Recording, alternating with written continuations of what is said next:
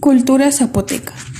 La cultura zapoteca es una de las más antiguas e importantes de Mesoamérica y fue un ícono de la expresión artística de los pueblos zapotecas durante la época precolombina, entre los años 500 a.C. y 900 después de Cristo.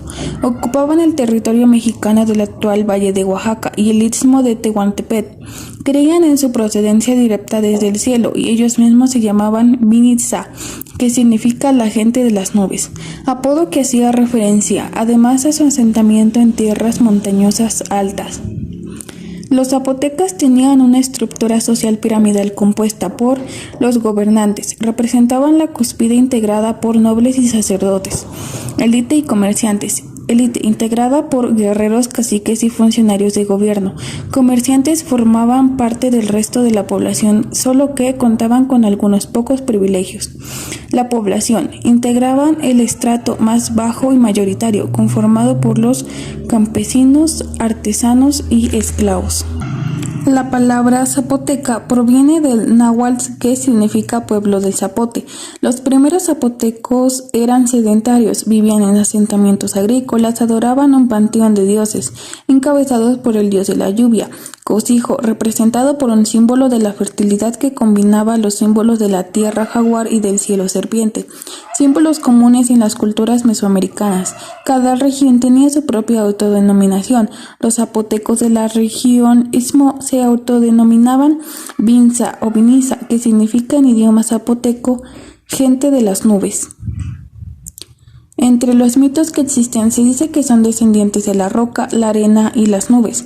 Según algunas de sus pocas leyendas, poco se sabe sobre el origen de los zapotecas. A diferencia de la mayoría de los indígenas de Mesoamérica, no tenían ninguna tradición o leyenda sobre su migración, sino que ellos sabían que nacieron directamente de los robles, tal y como son hijos legítimos de los dioses. De ahí el nombre que ellos mismos se atribuían, Binitza, gente del roble. Viniendo del norte, los mixtecas sustituyeron a los zapotecas en Monte Albán y posteriormente en Mintla. Los zapotecas capturaron Tehuantepec de los Zoques y los Huaves del Golfo de Tehuantepec. Para la mitad del siglo XV, los zapotecas y mixtecas lucharon para evitar que los mexicas ganaran el control de las rutas comerciales hacia Chiapas, Veracruz y Guatemala.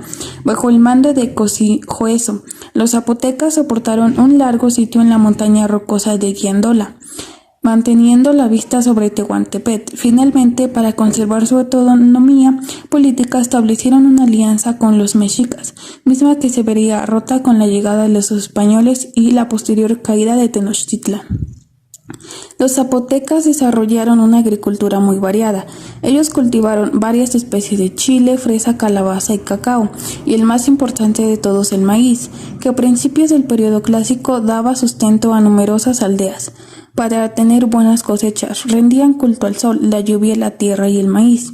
Las mujeres y hombres del pueblo que vivían en las aldeas estaban obligados a entregar como tributo el maíz, los guajolotes, la miel y el frijol. Además de agricultores, los zapotecos destacaron como tejedores y alfareros. Son famosas las urnas funerarias zapotecas, que eran vasijas de barro que se colocaban en las tumbas. Los zapotecos alcanzaron un elevado nivel cultural y fueron, junto con los mayas, el único pueblo de la época que desarrolló un sistema completo de escritura. Por medio de jeroglíficos y otros símbolos grabados en piedra o pintados en los edificios y tumbas, combinan la representación de ideas y sonidos. Como en la mayoría de las civilizaciones mesoamericanas, los zapotecos eran politeístas. Su dios principal se llamaba Xipetotec y se le conocía por 4 nombres. Totec es el dios mayor, el que los regía. Xipe es el dios creador, aquel que hizo todo como es ahora. Tlahtauhaqui, el dios del sol. Quetzalcóatl, la serpiente emplumada. Otros de los dioses principales eran Pitao Cosijo, el dios del trueno y de la lluvia. Pitao Cosoví, maíz tierno. Coquisi, el increado.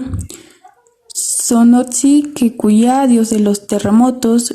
Coqui Betzaló, dios de los muertos. Los zapotecos creían en las supersticiones, siendo la más común la denominada el nahualismo. Consistía en colocar cenizas en la choza de cada recién nacido, para que al día siguiente las mismas mostraran el dibujo de la huella de un animal que representaría la personalidad del niño. Desarrollaron dos tipos de calendarios. El calendario solar era utilizado con fines agrícolas. Tenía 365 días distribuidos en 18 meses. Cada mes contaba con 20 días y 5 días adicionales. El calendario ceremonial era utilizado con fines religiosos y para asignarle nombre a los recién nacidos. Aplicaron conocimientos de astronomía y tenía 260 días distribuidos en 20 meses de 20 días cada uno. La economía zapoteca se basaba en actividades agropecuarias y en la caza, tanto para la subsistencia como para el comercio de otros pueblos. Para el desarrollo de la agricultura aplicaron sus conocimientos en arquitectura e ingeniería, a través de la construcción de terrazas artificiales en las laderas de los valles, ubicadas de manera escalonada.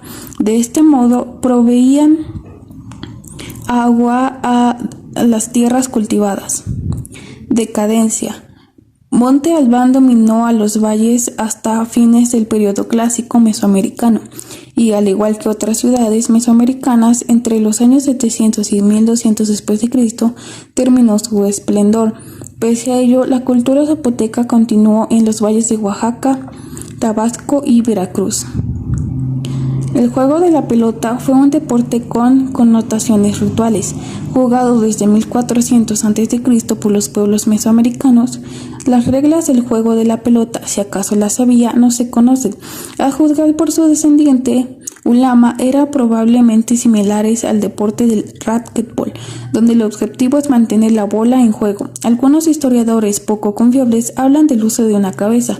Si se llegaba a caer la pelota era una mala señal, ya que para muchos la pelota era un símbolo que hacía alusión al sol. Los aros de piedra son una adición tardía al juego. Esta adición cambió el juego por completo, ya que se podía conseguir una victoria inmediata metiendo la pelota al aro, o se podía conseguir puntos simplemente si la pelota tocaba el aro. La pelota de hule en movimiento representaba las trayectorias de los astros sagrados, Sol, Luna y Venus. El ganador del juego era protegido y apoyado por los dioses, aunque en realidad existe una duda entre si los que ganaban eran sacrificados o los perdedores. No se trataba de un solo juego, era un ritual religioso que simbolizaba el que Huitzilopochtli vencía a su hermana la luna para dar lugar al amanecer. En la zona de Monte Albán, el juego se desarrollaba a nivel del piso de la cancha. Se golpeaba la pelota con la cadera, codos y rodillas. Para hacer pasar la pelota de un lado a otro, los muros inclinados a los lados de la cancha se cubrían con una gruesa mezcla de cal para crear una superficie que hiciera regresar la pelota al campo de juego. Generalmente las canchas se encontraban a un nivel más bajo que el resto de las ciudades, ya que era una representación del inframundo.